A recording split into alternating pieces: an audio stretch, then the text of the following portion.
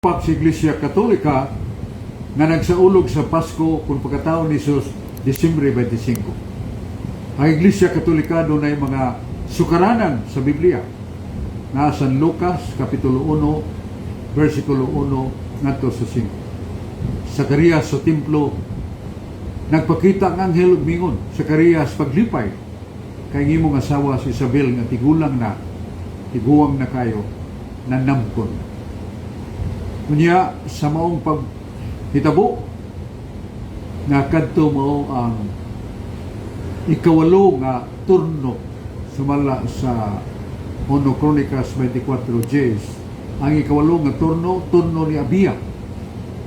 Ikawalo sa bulan, that is Tisre kung Septembre na namkon si Santa Isabel.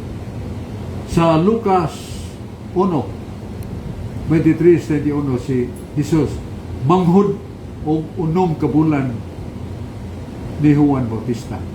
Sa ato pa si Jesus gipanamkon ni Santa Maria sa Marso og ang gestation so sa kabata gikas pagpanamkon hangtod mataw siyam ka bulan. Busa gikan sa Marso ihap kag siyam ka bulan Disyembre na tawo si Jesus. O ganong 25 man kay dunay dokumento gingalan census documents nga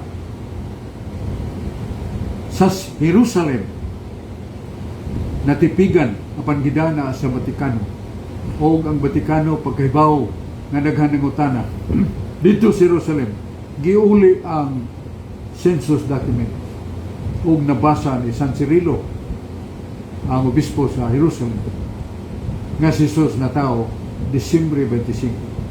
Ug doon na ebidensya. Ang ebidensya mao ang Encyclopedia Volume 3 page 725.